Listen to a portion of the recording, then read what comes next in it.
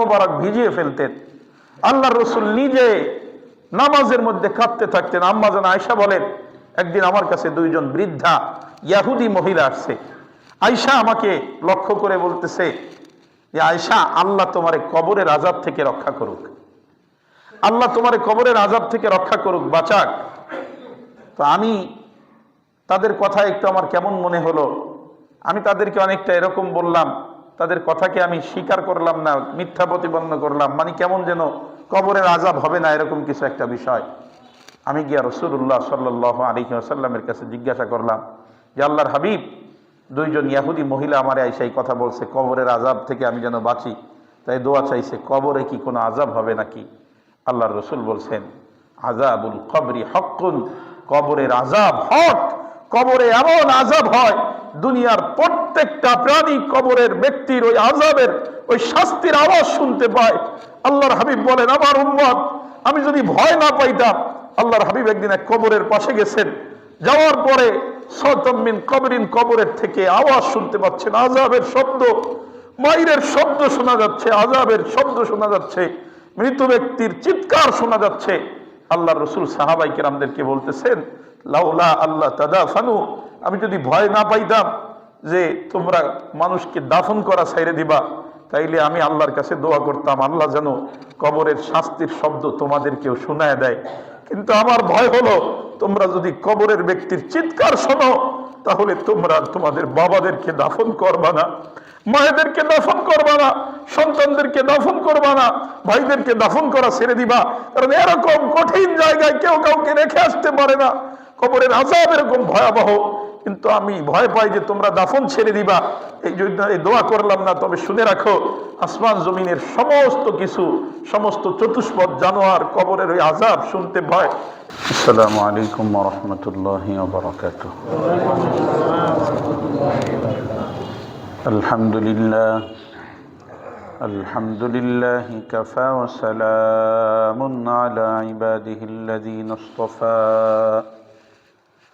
أما بعد فقد قال الله تبارك وتعالى في كلامه المجيد وفرقانه الحميد. أعوذ بالله من الشيطان الرجيم. بسم الله الرحمن الرحيم. أفلا يعلم إذا بعثر ما في القبور وحصل ما في الصدور إن ربهم بهم يومئذ لخبير. وقال تعالى في شان حبيبه محمد صلى الله عليه وسلم إن الله وملائكته يصلون على النبي يا أيها الذين آمنوا صلوا عليه وسلموا تسليما. সকলে জবান ছেড়ে মহব্বতের সাথে পড়ি, আল্লাহুম্মা সাল্লি আলা মুহাম্মাদিন ওয়া আলা আলি মুহাম্মাদ কামা সাল্লাইতা আলা ইব্রাহিম ওয়া আলা আলি ইব্রাহিম ইন্নাকা হামিদুম মাজিদ. اللهم بارك على محمد وعلى آل محمد كما باركت على إبراهيم وعلى آل إبراهيم إنك حميد مجيد. الحمد لله. আল্লাহ রাব্বুল আলামিনের দরবারে লাখো কোটি শুকর ও সুজুদ যে আল্লাহ রাব্বুল আলামিন অত্যন্ত দয়া ও মায়া করে ভালোবেসে জুমার নামাজ আদায়ের উদ্দেশ্যে জামে মসজিদে হাজির হওয়ার তৌফিক দান করেছেন। এজন্য সকলেই কালিমাতুশ শুকর আদায় করি আলহামদুলিল্লাহ। আল্লাহ রাব্বুল আলামিনের দয়া অনুগ্রহ ভালোবাসা না থাকলে কোনো অবস্থাতেই আমরা জামে মসজিদে উপস্থিত হতে পারতাম না। আল্লাহ রাব্বুল আলামিন দয়া করেছেন, অনুগ্রহ করেছেন, ভালোবেসেছেন, সুস্থ রেখেছেন, সুযোগ করে দিয়েছেন, বিদায় আমরা জামে মসজিদে হাজির হতে পেরেছি। এটা মালিকের বড় দয়া এবং মেহেরবানি। এজন্য আরও একবার শরীরের সবটুকুন শক্তিকে একত্র করে দিয়ে, কণ্ঠের সবটুকুন আওয়াজকে উজাড় করে দিয়ে, আকাশ বাতাস প্রকম্পিত করে সকলেই সমস্বরে মুসলমানের বাচ্চার মতো সিংহের গর্জন দিয়ে সকলেই চিৎকার দিয়ে আল্লাহর শুকরিয়া আদায় করি আলহামদুলিল্লাহ। সবাই বলি রব্বানা লাকাল হামদ হামদান কাসীরান তাইয়িবান মুবারাকান ফীহি ইয়া রাব্বি লাকাল হামদু কামা ইয়ানবাগী লিজালালি ওয়াজহিকা ওয়া আযীমি সুলতানিকা। আমরা জগৎসমূহের মালিক আল্লাহ রাব্বুল আলামিনের প্রশংসা আদায় করলাম। লাখো কোটি দরুদ ও সালাম বিশ্বমানবতার কান্ডারি সাইয়্যিদুল মুরসালিন রাহমাতুল লিল আলামিন খাতামুন নবিয়্যিন নবিয়ুল আম্বিয়া নবিয়ুল মুরসালিন উম্মতের কান্ডারি নবী, দয়ার নবী, মায়ার নবী, বিশ্ব নবী, প্যারে নবী মুহাম্মদুর রাসূলুল্লাহ, সবাই বলে সাল্লাল্লাহু আলাইহি ওয়াসাল্লাম। সম্মানিত হাজিরিন, আমরা কবর জগৎ নিয়ে আলোচনা শোনার কথা ছিল। আমরা আজকে কবর জগৎ নিয়ে আলোচনা শুনব। কবরের অবস্থা কি হবে, কবরে মৃত্যু ব্যক্তিকে রাখার পরে কি কি ঘটনা ঘটবে, এ ব্যাপারে ইনশাআল্লাহ আমরা আলোচনা শুনব।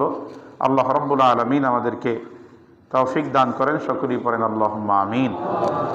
সম্মানিত হাজিরিন, আখিরাতের যতগুলো ঘাঁটি আছে তার মধ্যে প্রথম ঘাঁটি হলো কবর।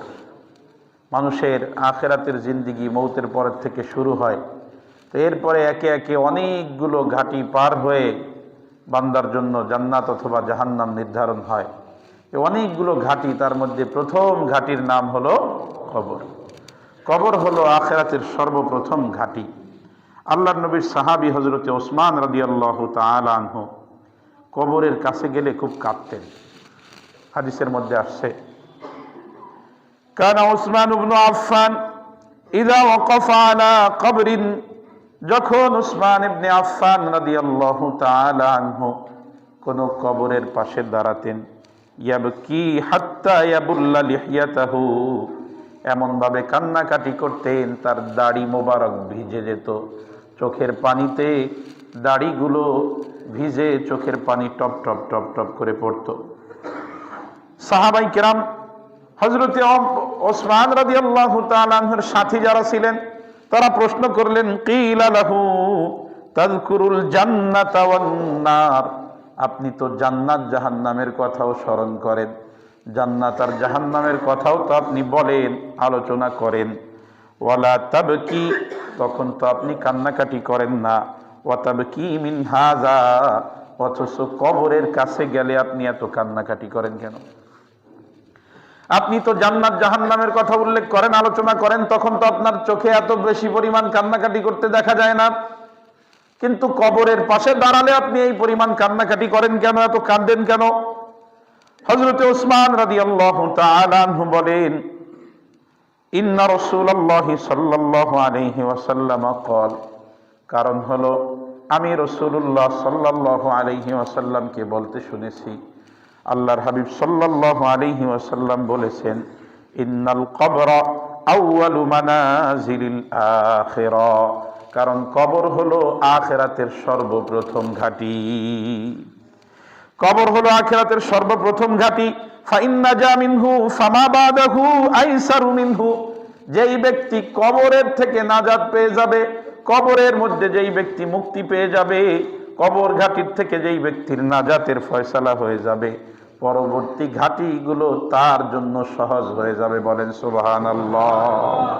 ওয়া ইল্লাম ইয়ানজু মিনহু, আর যেই ব্যক্তি কবর ঘাটির থেকে নাজাত পাবে না, যেই ব্যক্তির কবরে মুক্তির ব্যবস্থা হবে না, কবরের মধ্যে আল্লাহ পাকের আযাবের সম্মুখীন হয়ে যাবে, ফামা বাদাহু আশাদ্দু মিনহু, তার পরবর্তী ঘাটিগুলো আরো কঠিন হবে। এজন্য আমি এই কবরের কাছে গেলে বেশি বেশি কান্নাকাটি করি। হযরত ওসমান বলেন, কবর হলো প্রথম ঘাঁটি। আল্লাহর রসুলের কাছ থেকে আমি শুনেছি কবর প্রথম ঘাঁটি। যে কবর থেকে নাজাত পেয়ে যাবে, পরবর্তী সব ঘাঁটিগুলো তার জন্য সহজ হয়ে যাবে। আর কবরে যদি নাজাত পাওয়া না যায়, তাহলে পরবর্তী ঘাঁটিগুলো আরো কঠিন হয়ে যাবে, পরবর্তী ঘাঁটিগুলো আরো কঠিন হবে। এজন্য আমি কবরের কাছে গেলেই কান্নাকাটি করি, হায় আমি ওসমান এই কবর ঘাঁটির থেকে নাজাত পাবো কিনা। মুসলমান ইমানদার একবার চিন্তা করে দেখেন, আল্লাহর হাবিব সাল্লাল্লাহু আলাইহি ওয়াসাল্লামের সমস্ত সাহাবায়ে কেরাম জান্নাতি, এর মধ্যে হযরতে ওসমান রাদিয়াল্লাহু তাআলা আনহু এমন জান্নাতি যার নাম ধরে আল্লাহর হাবিব জান্নাতের ঘোষণা দিয়েছেন। পড়েন সুবহানাল্লাহ। আল্লাহর হাবিব এক হাদিসের মধ্যে বলেছেন, আবু বকর ফিল জান্নাহ, ওমর ফিল জান্নাহ, ওসমান ফিল জান্নাহ, আলী ইবনে আবু তালিব ফিল জান্নাহ। এইভাবে করে আল্লাহর হাবিব এক হাদিসের মধ্যে 10 জন সাহাবীর নাম ধরে ঘোষণা দিয়েছেন। বলেন সুবহানাল্লাহ। যেই 10 জন সাহাবীর নাম ধরে আল্লাহর হাবিব ঘোষণা দিয়েছেন, তার মধ্যে 3 নম্বরের সাহাবী হলেন হযরতে ওসমান রাদিয়াল্লাহু তাআলা আনহু। তিনিও কবরের কাছে গেলে বেকরার হয়ে যেতেন, কবরের কাছে গেলে হুঁশ হারিয়ে ফেলতেন, এমন ভাবে কান্নাকাটি করতেন তার দাড়ি মোবারক পর্যন্ত ভিজে যেত। সাথে থাকা সাথীবর্গরা প্রশ্ন করতেন, কাঁদেন কেন? উত্তর একটাই, কবর হলো প্রথম ঘাঁটি, এই ঘাঁটিতে নাজাত না পেলে উপায় হবে না। এজন্য কবরের পাশে আসলে আমি আর নিজেকে ধরে রাখতে পারি না, কেঁদে কেঁদে আমি আমার বুকটা ভাসিয়ে দেই। হযরত ওসমান বলেন, ওয়াকালা রাসূলুল্লাহ সাল্লাল্লাহু আলাইহি ওয়াসাল্লাম, আল্লাহর হাবিব আরো একটা কথা বলেছেন। আল্লাহর হাবিব বলেন, মা রাআইতু মানজারান কাত্তু ইল্লা ওয়াল কবরু আকতাউ মিনহু।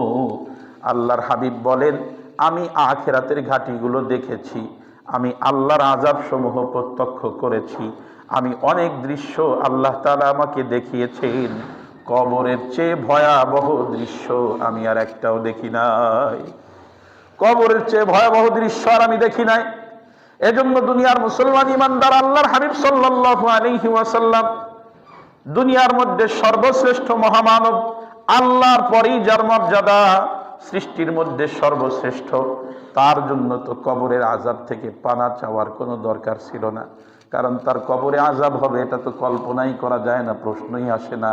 কেউ যদি মনে করে রসুলের কবরে আযাব হবে, তার তো ঈমানই থাকবে না। অথচ এই নবী মুহাম্মদুর রাসূলুল্লাহ সাল্লাল্লাহু আলাইহি ওয়াসাল্লাম কেমন করে কবরের আযাবের কথা ভাবতেন, চিন্তা করতেন। আম্মা জান হযরতে আয়েশা সিদ্দিকা রাদিয়াল্লাহু তাআলা আনহা বলেন, কানা ইয়াদউ ফিস সালাহ, আল্লাহর হাবিব একবার দুইবার নয়, প্রত্যেক নামাজের মধ্যে আল্লাহর কাছে দোয়া করতেন, প্রত্যেক নামাজের মধ্যে আল্লাহর কাছে এই দোয়া করতেন। অন্য বর্ণনার মধ্যে আসছে, যখন তাশাহুদ শেষ হয়ে যেত, আল্লাহর হাবিব দোয়ায়ে মাসুরার জায়গায় এই দোয়াগুলো পড়তেন। আমরা যে পড়ি, আল্লাহুম্মা ইন্নী যালামতু নাফসি যুলমান কাসীরা, এই যে দোয়ায়ে মাসুরা আছে, এরকম অনেক দোয়া আল্লাহর হাবিব নামাজে ওই জায়গায় পড়তেন। তো হযরতে আয়েশা রাদিয়াল্লাহু তাআলা আনহা বলেন, আল্লাহর হাবিব নামাজের মধ্যে এই দোয়াটা প্রায় করতেন। অন্য এক হাদিসের মধ্যে আসছে যে এরপরে আমি দেখছি সব সময় আল্লাহর রাসূল এই দোয়া নামাজের মধ্যে পড়তেন। আল্লাহর হাবিব সাল্লাল্লাহু আলাইহি ওয়াসাল্লাম নামাজের মধ্যে দোয়া করতেন, আল্লাহুম্মা ইন্নী আউযু বিকা মিন আযাবিল কবর, ও আল্লাহ আমি আপনার কাছে কবরের আযাব থেকে পানা চাই, আল্লাহ আমি আপনার কাছে কবরের আযাব থেকে আশ্রয় চাই। ওয়া আউযু বিকা মিন ফিতনাতিল মাসিহিদ দাজ্জাল, আমি আপনার কাছে দাজ্জালের ফিতনা থেকে আশ্রয় চাই। ওয়া আউযু বিকা মিন ফিতনাতিল মাহইয়া ওয়াল মামাত, আমি আপনার কাছে জীবন ও মরণের ফিতনা থেকে পানাহ চাই। আল্লাহুম্মা ইন্নী আউযু বিকা মিনাল মাসামি ওয়াল মাগরাম, আমি আপনার কাছে পাপ এবং ঋণগ্রস্ত হয়ে পড়ার থেকে পানাহ চাই। আল্লাহর হাবিব নামাজের মধ্যে এই দোয়া করতেন, আল্লাহ আমারে আপনি মাফ করেন, কবরের আযাব থেকে আমি আপনার কাছে পানাহ চাই। শুধুমাত্র এ পর্যন্তই না, হযরতে আবু হুরায়রা রাদিয়াল্লাহু তাআলা আনহু থেকে হাদিস বর্ণিত, তিনি বলেন, রাসূলুল্লাহ সাল্লাল্লাহু আলাইহি ওয়াসাল্লাম বলেন, যখন তোমরা তাশাহুদ থেকে ফারেগ হবা, তাশাহুদ থেকে ফারেগ হবা, ইযা ফারাগা আহাদুকুম মিনাত তাশাহুদি, যখন নামাজের শেষ রাকাতে তাশাহুদ থেকে ফারেগ হবা, ফালইস্তাইজ বিল্লাহি মিন আরবাইন, আল্লাহর কাছে 4টা বিষয় পানা চাবা। চার আযাব থেকে আল্লাহর কাছে আশ্রয় চাবা। এক নাম্বার হলো মিন আযাবি জাহান্নাম, আল্লাহর কাছে জাহান্নামের আযাব থেকে পানা চাবা। ওয়া মিন আযাবিল কবরি, কবরের আযাব থেকে পানা চাবা। ওয়া মিন ফিতনাতিল মাসিহিদ দাজ্জাল, দাজ্জালের ক্ষতি থেকে। ওয়া মিন শাররি মাসিহিদ দাজ্জাল, দাজ্জালের যেই সমস্ত মানে ক্ষতি আছে এই সমস্ত ক্ষতির থেকে আল্লাহর কাছে পানা চাওয়া। আর অমিন ফিতনাতিল মাহইয়া ওয়াল মামাত, আল্লাহর কাছে জীবন এবং মরণের ফিতনার থেকে পানা চাওয়া। আল্লাহর রসুল নিজেও চাইতেন। আল্লাহর রসুল বলেন, আমার উম্মত যখন তোমাদের কেউ তাশাহুদ শেষ করে ফেলবা, নামাজের শেষ বৈঠকে, তখন আল্লাহর কাছে তো দোয়া করার সময়, তাশাহুদের পরবর্তী সময়টা হলো আল্লাহর কাছে দোয়ার সময়। এখানে আমরা দোয়ায় মাসুরা পড়ি, এখানে যে কোনো দোয়া করা যাইতে পারে, এটা দোয়ার সময়। তো আল্লাহর হাবিব বলেন, যখন তাশাহুদ শেষ হবে তখন আল্লাহর কাছে কমপক্ষে 4টা বিষয় দোয়া করবা, 4টা বিষয় আল্লাহর কাছে পানা চাবা। এক নম্বর বলবো, আল্লাহ আমি আপনার কাছে জাহান্নামের আযাব থেকে রক্ষা চাই, আপনি আমারে জাহান্নামের আযাব থেকে রক্ষা করেন। আল্লাহ কবরের আযাব থেকে পানা চাই, আপনি আমারে কবরের আযাব থেকে রক্ষা করেন। আল্লাহ আমি আপনার কাছে জীবন এবং মরণের যত পরীক্ষা আছে, এর মধ্যে যত ফিতনা আছে, এই সমস্ত ফিতনার থেকে আমি আপনার কাছে পানা চাই, এবং দাজ্জালের অনিষ্ট থেকে, ক্ষতির থেকে আমি আপনার কাছে পানা চাই। মুসলমান ইমানদার, একটু আমাদের ভাবা উচিত, চিন্তা করা উচিত, আমাদের অবস্থা কি হবে। আল্লাহর নবীর সাহাবী ওসমান কাঁদতে কাঁদতে দাড়ি মোবারক ভিজিয়ে ফেলতেন।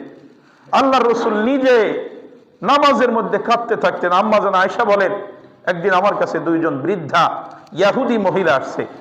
আয়েশা আমাকে লক্ষ্য করে বলতেছে যে, আয়েশা, আল্লাহ তোমারে কবরের আযাব থেকে রক্ষা করুক, আল্লাহ তোমারে কবরের আযাব থেকে রক্ষা করুক, বাঁচাক। তো আমি তাদের কথা একটু আমার কেমন মনে হলো, আমি তাদেরকে অনেকটা এরকম বললাম, তাদের কথাকে আমি স্বীকার করলাম না, মিথ্যা প্রতিপন্ন করলাম, মানে কেমন যেন কবরের আযাব হবে না এরকম কিছু একটা বিষয়। আমি গিয়া রাসূলুল্লাহ সাল্লাল্লাহু আলাইহি ওয়াসাল্লামের কাছে জিজ্ঞাসা করলাম যে, আল্লাহর হাবিব, 2জন ইয়াহুদি মহিলা আমারে আইসা এই কথা বলছে, কবরের আযাব থেকে আমি যেন বাঁচি, তাই দোয়া চাইছে, কবরে কি কোনো আযাব হবে নাকি? আল্লাহর রসুল বলছেন, আযাবুল কবরি হক্কুন, কবরের আযাব হক। কবরে এমন আযাব হয়, দুনিয়ার প্রত্যেকটা প্রাণী কবরের ব্যক্তির ওই আযাবের, ওই শাস্তির আওয়াজ শুনতে পায়। আল্লাহর হাবিব বলেন, আমার উম্মত, আমি যদি ভয় না পাইতাম। আল্লাহর হাবিব একদিন এক কবরের পাশে গেছেন, যাওয়ার পরে সওতাম মিন কবরিন, কবরের থেকে আওয়াজ শুনতে পাচ্ছেন, আযাবের শব্দ, মাইরের শব্দ শোনা যাচ্ছে, আযাবের শব্দ শোনা যাচ্ছে, মৃত ব্যক্তির চিৎকার শোনা যাচ্ছে। আল্লাহর রাসূল সাহাবায়ে কেরামদেরকে বলতেছেন, লাউলা আল্লাহ তাদাফানু, আমি যদি ভয় না পাইতাম যে তোমরা মানুষকে দাফন করা ছাইরে দিবা, তাইলে আমি আল্লাহর কাছে দোয়া করতাম, আল্লাহ যেন কবরের শাস্তির শব্দ তোমাদেরকেও শোনায় দেয়। কিন্তু আমার ভয় হলো, তোমরা যদি কবরের ব্যক্তির চিৎকার শোনো, তাহলে তোমরা তোমাদের বাবাদেরকে দাফন করবা না, মায়েদেরকে দাফন করবা না, সন্তানদেরকে দাফন করবা না, ভাইদেরকে দাফন করা ছেড়ে দিবা। কারণ এরকম কঠিন জায়গায় কেউ কাউকে রেখে আসতে পারে না, কবরের আযাব এরকম ভয়াবহ। কিন্তু আমি ভয় পাই যে তোমরা দাফন ছেড়ে দিবা, এই জন্য এই দোয়া করলাম না। তবে শুনে রাখো, আসমান জমিনের সমস্ত কিছু, সমস্ত চতুষ্পদ জানোয়ার কবরের ওই আযাব শুনতে ভয়। এজন্য মাঝে মাঝে দেখবেন, অনেক সময় কবরস্থানের পাশে গরু ছাগল বেঁধে রাখা হইলে ওই গরু ছাগল দৌড়ে শুরু করে, থাকতে চায় না, ওইখানে ওরে আটকায় রাখা যায় না, দড়ি ছিঁড়ে পর্যন্ত দৌড়াইতে চায়। মুসলমান ইমানদার, কবর এটা আখিরাত জীবনের সর্বপ্রথম ঘাঁটি। আল্লাহর হাবিব বলেন, আল কবরু রাউযাতুম মির রিয়াজিল জান্নাহ আও হুফরাতুম মিন হুফারিন নার। কবর কারো জন্য জান্নাতের বাগান, আবার কারো জন্য জাহান্নামের আগুনের গর্ত। কবর কারো জন্য জান্নাতের বাগিচা, আবার কারো জন্য জাহান্নামের আগুনের গর্ত। এজন্য মুসলমান ইমানদার, আপনার কবরটা আপনি জান্নাত বানাবেন না জাহান্নাম বানাবেন, এটা আপনার হাতেই। আপনি যেমন আমল করবেন, আল্লাহ রাব্বুল আলামিন আপনার উপরে সামান্য পরিমাণও জুলুম করবে না। আপনার আমল যেমন হবে, আপনি কবরের পরীক্ষায় যেমন ফলাফল করবেন, আল্লাহ রাব্বুল আলামিন কবরের মধ্যে আপনার সাথে তেমন আচরণ করবে। কবরের মধ্যে যাওয়ার পরেই পরীক্ষা শুরু হয়ে যাবে। দুনিয়ার ভাইবা যদি আপনি ফেল করেন, একবার ফেল করলে আর একবার পাস করার আশা আছে, কিন্তু কবরের ভাইবা এটা সবচেয়ে ভয়াবহ ভাইবা। কবরের যেই প্রশ্ন উত্তর পর্ব, এটা সবচেয়ে কঠিন প্রশ্ন উত্তর পর্ব।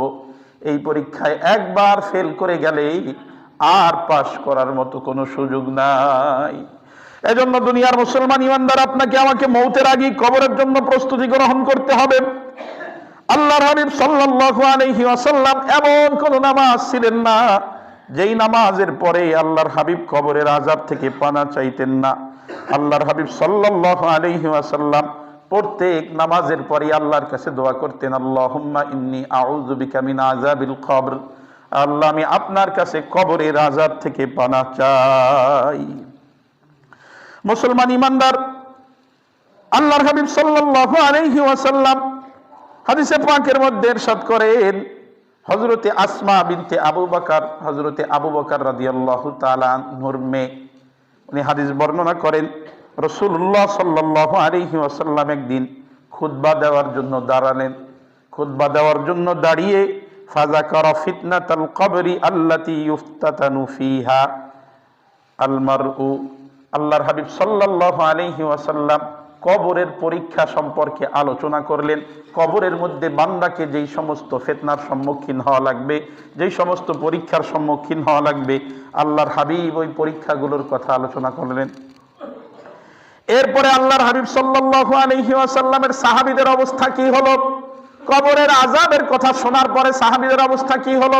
হযরতে আসমা বিনতে আবু বকর রাদিয়াল্লাহু তাআলা আনহুমা বলেন যে যখন আল্লাহর হাবিব কবরের আযাবের কথা আলোচনা করলো, ফালাম্মা যাকারা যালিকা যাজ্জাল মুসলিমুনা যাজ্জাতান, মুসলমানেরা চিৎকার করে চিল্লা পাল্লা করে কান্নাকাটি করতে শুরু করে দিল যে আল্লাহর হাবিব, এই আযাব থেকে রক্ষা পাবো কিভাবে? এই আযাব থেকে কেমনে রক্ষা পাবো? এই আযাব কবরের মধ্যে তো আমাদের প্রত্যেকেরই যেতে হবে, তো আপনি যেই ঘটনা শুনালেন আমাদের কি উপায় হবে? সাহাবীরা গড়াগড়ি করে চিৎকার করে চিল্লায় কান্নাকাটি শুরু করে দিলেন। মুসলমান ইমানদার, আল্লাহর নবীর সাহাবী হযরতে ওসমান কবরের পাশে গেলে কাঁদে। আল্লাহর হাবিব প্রত্যেক নামাজের মধ্যে কবরের আযাবের থেকে পানা চায়, নামাজের পরে কবরের আযাবের থেকে পানা চায়। আল্লাহর হাবিব উম্মতকে বললেন, উম্মত, নামাজের শেষ বৈঠকে আল্লাহর কাছে 4 জিনিস থেকে পানা চাওয়া, তার মধ্যে একটা হলো কবরের আযাব। আল্লাহর নবীর সাহাবী হযরতে আসমা বিনতে আবু বকর রাদিয়াল্লাহু আনহুমা বলেন, আল্লাহর রাসূল কবরের আযাবের কথা যেদিন আলোচনা করলেন, সাহাবায়ে কেরাম গড়াগড়ি করে কান্নাকাটি শুরু করে দিলেন, চিৎকার করে কান্নাকাটি শুরু করে দিলেন। এজন্য মুসলমান ইমানদার, আপনার আমার কেমন করে কান্নাকাটি করা দরকার, এ ব্যাপারে আমাদেরকে একটু সতর্ক হওয়া দরকার।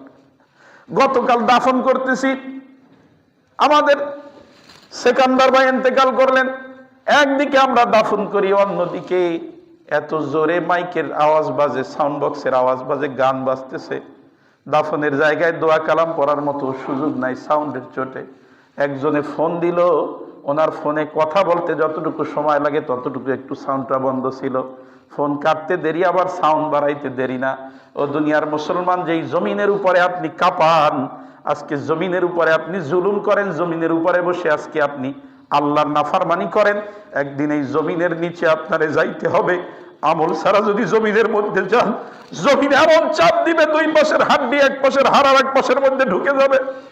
আপনি আজকে 31st নাইট পালন করবেন, প্রস্তুতি গ্রহণ করছেন। 31st-এর আগে আপনার নিজের জীবনের কবরের প্রথম রাতটা কেমন হবে একটু চিন্তা ভাবনা করে তারপর 31st-এ আনন্দ উল্লাস করেন।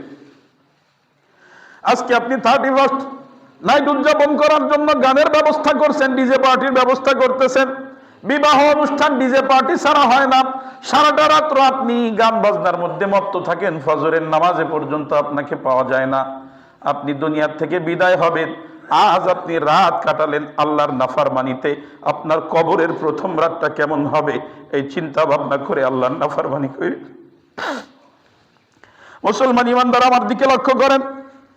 হাদিসের বর্ণনাকারী সাহাবী হযরতে আবু হুরায়রা রাদিয়াল্লাহু তাআলা আনহু, হযরতে আবু হুরায়রা রাদিয়াল্লাহু তাআলা আনহু বলেন, ক্বালা রাসূলুল্লাহ সাল্লাল্লাহু আলাইহি ওয়াসাল্লাম, ইযা কবরাল মাইয়িত, যখন একজন মৃত ব্যক্তিকে কবরস্থ করা হয়, যখন তোমাদের কাউকে কবরস্থ করা হবে, আতাহু মালাকানি আসওয়াদানি আজরাকানি, আল্লাহ পাকের পক্ষ থেকে কালো চেহারা বিশিষ্ট, নীল চোখ বিশিষ্ট দুইজন ফেরেশতা প্রত্যেকের কবরের মধ্যে হাজির হয়ে যাবে। ইউকালু লি আহাদিহিমা আল মুনকার, আর একজনের নাম হলো মুনকার, আর একজনের নাম হলো নাকির। মুনকার নাকির নামে দুইজন ফেরেশতা কবরের মধ্যে হাজির হয়ে যাবে।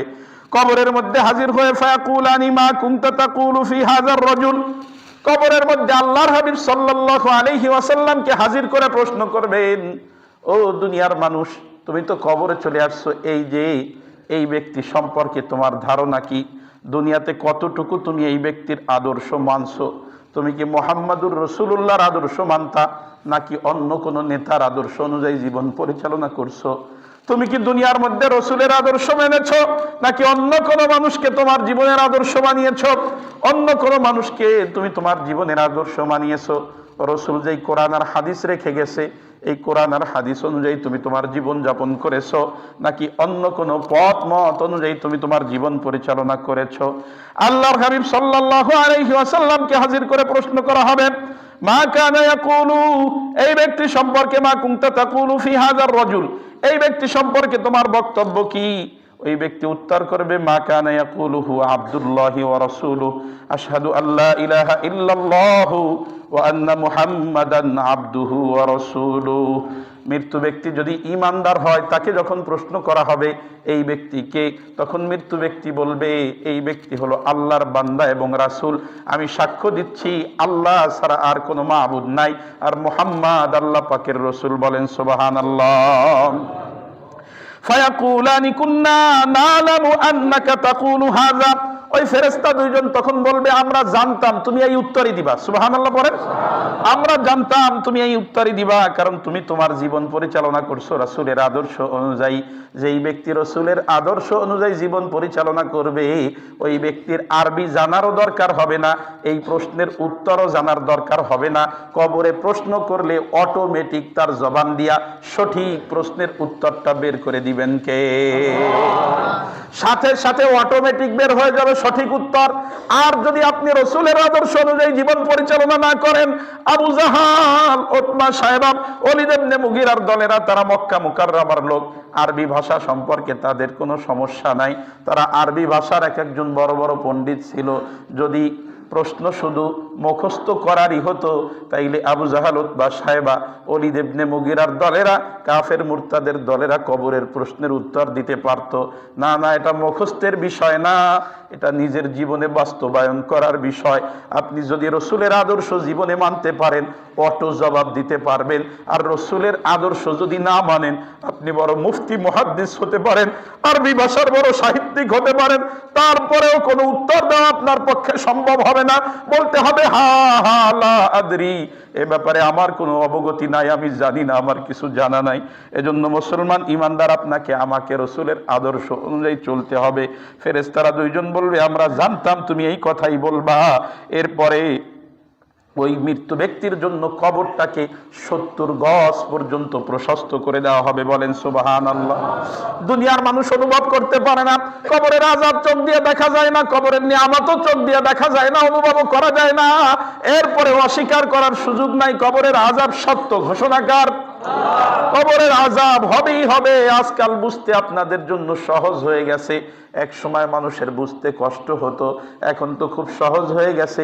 এই যে স্মার্টফোন ব্যবহার করি, এর মধ্যে মাত্র খালি ইন্টারনেটের কালেকশন লাগাইলে সারা দুনিয়ার বেটা বেটি যা আছে সব দেখা যায়। কথা বলেন ঠিক কিনা?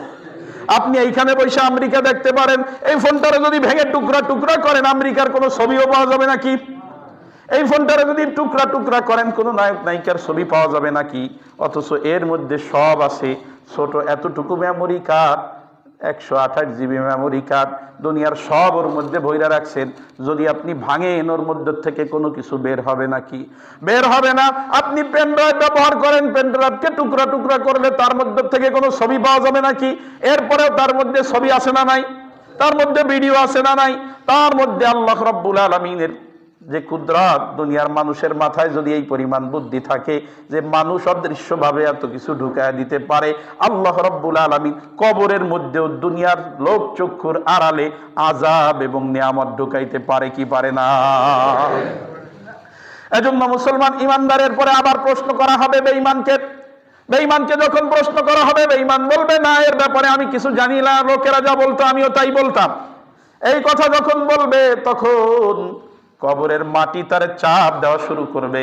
আল্লাহর হাবিব বলেন এমন জোরে চাপ দিবে এক পাজরের হাড়গুলো অন্য পাজরের মধ্যে ঢুকে যাবে। বলেন নাউজুবিল্লাহ। দুনিয়ার মুসলমান ইমানদারের জন্য কবর ঘরের জন্য প্রস্তুতি গ্রহণ করতে হবে। সর্বশেষ একখানা হাদিস বলে আলোচনা শেষ করে দিব। হাদিসের বর্ণনাকারী সাহাবী হযরতে বারা ইবনে আযিব রাদিয়াল্লাহু তাআলা আনহু। লম্বা হাদিস, খুব সংক্ষেপে আপনাদের সামনে বলতে চাই। হযরতে বারা ইবনে আযিব রাদিয়াল্লাহু তাআলা আনহু বলেন, আমরা আল্লাহর হাবিব সাল্লাল্লাহু আলাইহি ওয়াসাল্লামের সাথে একটা জানাজার মধ্যে বের হলাম। ফি জানাজাতি রাজুলিন মিনাল আনসার, একজন আনসারী সাহাবীর জানাজার মধ্যে বের হলাম। ফান্তাহাইনা ওয়ালাম্মা ইউলহাদ, আমরা এমন অবস্থায় কবরের কাছে পৌঁছায় গেলাম, তখনো পর্যন্ত কবর খোঁড়া হয় নাই। আল্লাহর হাবিব কবরস্থানের মধ্যে বসে পড়লেন। ফাজালাসনা হাওলাহু, আমরাও চতুর্পাশ দিয়ে বসে পড়লাম। কাআন্না আলা রুউসিনাত তায়র, কেমন যেন আমাদের মাথার উপরে পাখি বসে আছে। আমরা মনোযোগ দিয়া, অ্যাটেনশন নিয়ে আল্লাহর হাবিবের চেহারার দিকে তাকায় আছি। আল্লাহর হাবিবের হাতের মধ্যে একটা কাঠের কাঠি ছিল। এই কাঠি দিয়ে আল্লাহর হাবিব জমিনের মধ্যে দাগাদাগি করতেছিল।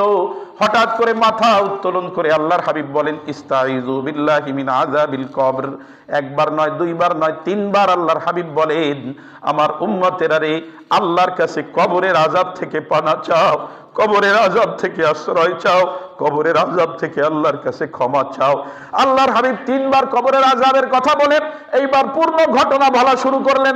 আল্লাহর হাবিব বলেন, যখন একজন ইমানদারের মৌতের সময় চলে আসে, আসমান থেকে তখন একদল ফেরেশতা অবতীর্ণ হয়। মাহুম কাফনুম মিন আকফানিল জান্নাহ, তাদের সাথে জান্নাতি একটা কাফন থাকে। বলেন সুবহানাল্লাহ।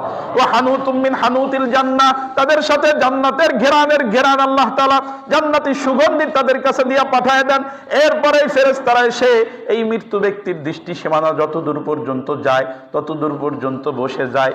সর্বশেষ মালাকুল মাউত হাজির হয়। মালাকুল মাউত এসে মৃত্যু ব্যক্তির মাথার কাছে এসে বসে। এইবার ঈমানদারকে লক্ষ্য করে মালাকুল মাউত ডাক দেয়, ইয়া আইয়াতুহান নাফসুত তাইয়্যিবা, ইয়া আইয়াতুহান নাফসুল মুতমাইন্নাহ, ইরজিই ইলা মাগফিরাতিম মিনাল্লাহি ওয়া রিদওয়ান। ও আল্লাহ পাকের পবিত্র আত্মা, ও আল্লাহ পাকের সন্তুষ্ট আত্মা, তুমি আল্লাহ পাকের ক্ষমা এবং রাজি খুশির দিকে বেরিয়ে আসো। বলেন সুবহানাল্লাহ। আল্লাহর হাবিব বলেন, ফাতাখরুজু তাসিলু কামা তাসিলুল কাতরাতু মিন ফিস সিকা, পাত্রের মুখ দিয়া পানি যেভাবে নিচের দিকে টপ টপ করে পড়ে, কোনো কষ্ট হয় না, ওরকম সহজে ইমানদারের জানটা বেরিয়ে আসে। সুবহানাল্লাহ পড়েন। মালাকুল মাউত ইমানদারের জানটাকে হাতের মধ্যে নেয়। হাতের মধ্যে নেওয়ার সাথে সাথে অন্য যেই ফেরেশতারা জান্নাতি কাফন নিয়ে আসছে, সুগন্ধি নিয়ে আসছে, ওই মালাকুল মাউতের হাত থেকে রূহটাকে নিয়ে যায়, নিয়ে জান্নাতি কাফনটারে পরায়, জান্নাতি সুগন্ধি লাগায়, আসমানের উদ্দেশ্যে রওনা করে। গোটা দুনিয়ার মধ্যে সুগন্ধি ছড়ায় পড়ে। আসমানের ফেরেশতারা আল্লাহর কাছে ফরিয়াদ করতে থাকে, মালিক আমাদের দরজা দিয়ে যেন আপনার এই বান্দাকে উপরের দিকে তোলা হয়। সুবহানাল্লাহ পড়েন। সমস্ত ফেরেশতারা স্বাগত জানাতে থাকে। হাদিসে পাকের ভাষ্য হলো, প্রথম আসমানের দরজাগুলো খুলে দেওয়া হয়। প্রথম আসমানের ফেরেশতারা ওই রূহটাকে নিয়ে মিছিল দিতে দিতে দিতে দিতে দ্বিতীয় আসমানে যায়। দ্বিতীয় আসমানের দরজা খুলে দেওয়া হয়। আবার মিছিল করতে করতে তৃতীয় আসমান, চতুর্থ আসমান, পঞ্চম আসমান, সপ্তম আকাশ পর্যন্ত পৌঁছায় যায়। আল্লাহ পাক রব্বুল আলামিন প্রশ্ন করেন, আমার কোন বান্দারে? আল্লাহ তাআলার প্রশ্নের জবাবে ফেরেশতারা ভালো ভালো নামগুলো দিয়ে পরিচয় করায় দেয়। আল্লাহ রব্বুল আলামিন বলেন, যাও আমার ফেরেশতারা আমার বান্দার, আমার নেককার বান্দার আমলনামাটাকে ইল্লিয়িনের মধ্যে রেখে দাও, আর তার রূহটাকে জমিনের মধ্যে ফিরায় দাও। কাল কিয়ামতের ময়দানে, মিনহা খলাকনাকুম ওয়া ফিহা নুঈদুকুম ওয়া মিনহা নুখরিজুকুম তারাতান উখরা, আমি মাটি দিয়ে আল্লাহ তার সৃষ্টি করেছিলাম, আবার মাটিতে ফিরায় দিছি। কাল কিয়ামতে আমি আল্লাহ আবার তারে মাটির থেকে উঠাবো। বলেন সুবহানাল্লাহ। কবরের মধ্যে নিয়ে আসা হয়। আল্লাহর হাবিব সাল্লাল্লাহু আলাইহি ওয়াসাল্লাম বলেন, ফায়াতিহি মালাকান, সাথে সাথে আল্লাহর পক্ষ থেকে দুইজন ফেরেশতা অবতীর্ণ হয়। ফাইজলিসানিহি, ওই মৃত্যু ব্যক্তিকে উঠায় বসায়। ফায়াকুলানি লাহু মান রাব্বুক, প্রশ্ন করে তোমার রব কে? ওই ইমানদার মৃত্যু ব্যক্তি বলেন, রব্বি আল্লাহ, আমার রব হলো আল্লাহ। সুবহানাল্লাহ। প্রশ্ন করা হয় মা দীনুক, তোমার ধর্ম কি, তুমি কোন ধর্ম অনুযায়ী তুমি তোমার জীবন পরিচালনা করেছো, তোমার জীবন বিধান কি ছিল? ওই মৃত্যু ব্যক্তি উত্তর করে দীনিয়াল ইসলাম, আমার দিন, আমার জীবন বিধান, আমার ধর্ম ছিল ইসলাম। পড়েন সুবহানাল্লাহ। তৃতীয় প্রশ্ন করা হয় মান হাযার রাজুলাল্লাযী বুইসা ফীকুম, আল্লাহর হাবিবকে দেখায় প্রশ্ন করা হয় এই ব্যক্তিকে যাকে তোমাকে দুনিয়ার জমিনে তোমাদের কাছে যাকে পাঠানো হয়েছিল। তখন ওই ব্যক্তি উত্তর করে এই ব্যক্তি হলেন মুহাম্মাদুর রাসূলুল্লাহ সাল্লাল্লাহু আলাইহি ওয়াসাল্লাম। বলেন সুবহানাল্লাহ। যখন এই প্রশ্নের জবাব তিনটা দেওয়া হয়ে যায়, ইমানদারকে 4 নাম্বার আর এক প্রশ্ন করা হয়।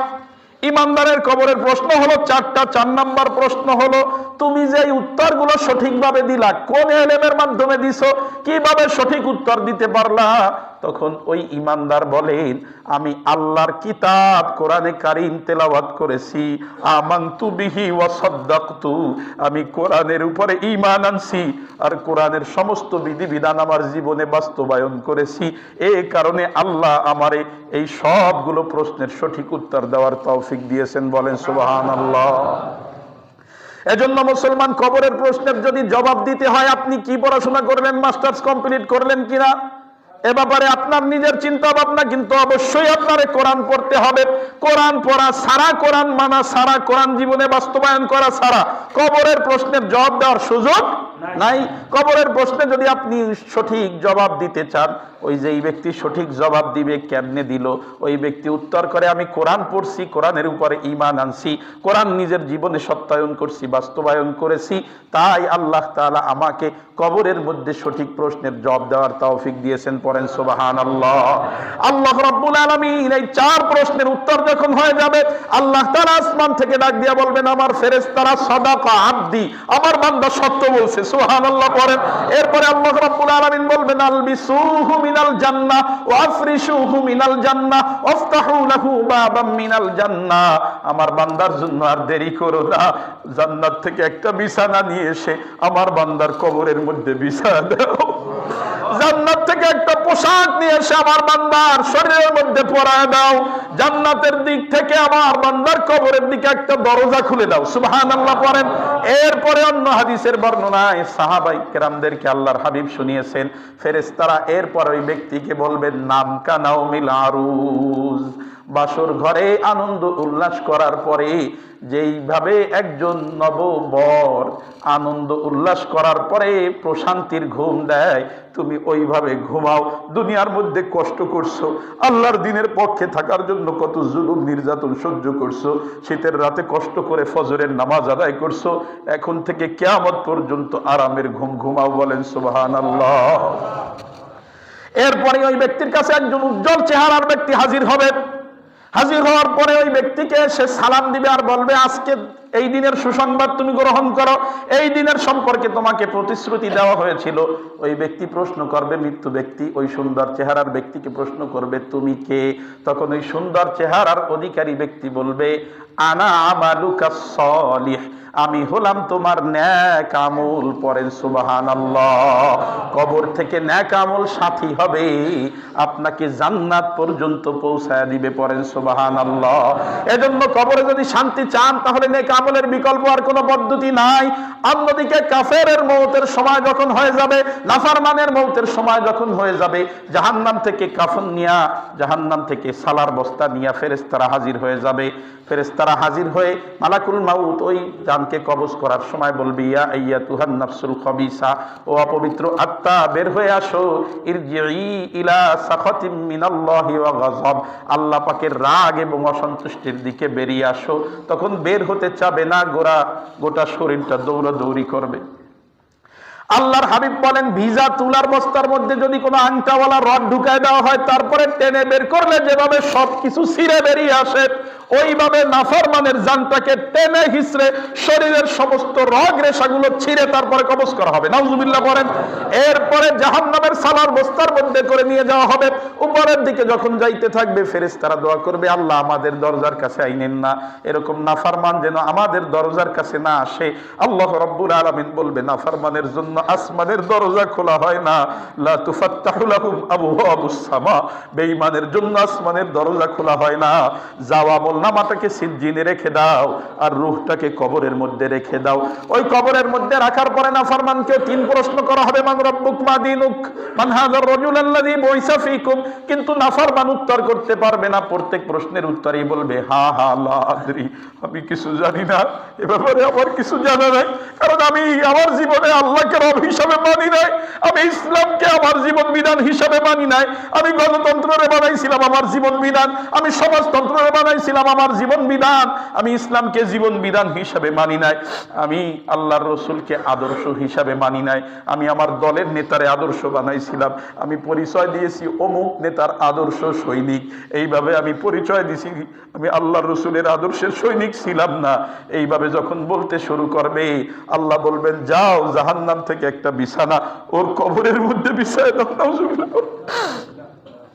জাহান্নামের একটা আগুনের পোশাক ওর শরীরের মধ্যে লাগায় দাও, জাহান্নামের দিক থেকে কবরের দিকে একটা দরজা তৈরি করে দাও। ওই ব্যক্তি কিয়ামত পর্যন্ত কবরের মধ্যে থাকবে, আর জাহান্নামের শাস্তি কবরে বসেই ভোগ করতে থাকবে। বলেন নাউজুবিল্লাহ। কিছুক্ষণ পরেই একজন কুচ্ছিরি চেহারার ব্যক্তি ওনার কাছে আসবে, এসে বলবে আমি হলাম তোমার খারাপ আমল, তুমি যেই বদ আমলগুলা করছো আল্লাহ কুচ্ছিত চেহারা দিয়া আজ আমারে পাঠায় দিছে, আমি জাহান্নাম পর্যন্ত তোমার সাথে থাকবো। বলেন নাউজুবিল্লাহ।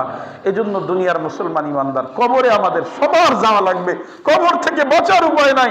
রাসূল কবরের থেকে পানা চেয়েছেন, ওসমান কেঁদে কেঁদে জান্নাতে সুসংবাদ পাওয়ার পরেও কেঁদে কেঁদে দাড়ি মোবারক ভিজিয়েছেন। আল্লাহর রাসূল বলছেন তোমরা সবাই তাশাহুদ শেষ হওয়ার পরে কবরের আযাব থেকে পানা চাবা, নামাজের পরে কবরের আযাব থেকে পানা চাবা। আল্লাহর রাসূল নিজেও চাইছেন, সাহাবায়ে কেরাম চাইছেন, সাহাবায়ে কেরাম কবরের আযাবের কথা শুনে গড়াগড়ি করে কান্নাকাটি করছেন। ও দুনিয়ার মুসলমান, আমাদের আমলের অবস্থা কোথায়? কোথায় সাহাবায়ে কেরাম আর কোথায় আমরা? আমাদেরকে ধরলে আমাদের বাঁচার আর কোনো উপায় নাই, উপায় নাই। একদিনের আযাবের সহ্য করার ক্ষমতা আমাদের নাই। আমাদের একদিনের যেই পাপ আমরা করছি 1000 বছর জাহান্নামের আগুনের জন্য যথেষ্ট। এজন্য মুসলমান ইমানদার কবরের রাতের জন্য প্রস্তুতি গ্রহণ করেন। 31 কেমনে উদযাপন করবেন এজন্য প্রস্তুতি না, কবর কেমনে উদযাপন করবেন, কবরের রাত কেমনে হবে, আপনি কি জান্নাতে যাবেন না জাহান্নামে যাবেন, আজ কি প্রস্তুতি গ্রহণ করেন। আপনি কি চান যে কবরের মধ্যে সুন্দর চেহারা নিয়ে আপনার নেক আমল আসুক, না বদ চেহারা নিয়ে আপনার খারাপ আমল আসুক? আপনার চিন্তা ভাবনা অনুযায়ী কবরের প্রস্তুতি গ্রহণ করেন। আল্লাহ তাআলা আমাদের সকলকে ঈমানদারের মওত নসিব করেন। আল্লাহ রাব্বুল আলামিন আমাদের সকলকে কবরের মধ্যেও দুনিয়ায় যে শাহাদাতের সাক্ষ্য দিয়েছি এই সাক্ষ্যের উপরে অটল থাকার তৌফিক দান করেন। সকলেই বলেন আমিন।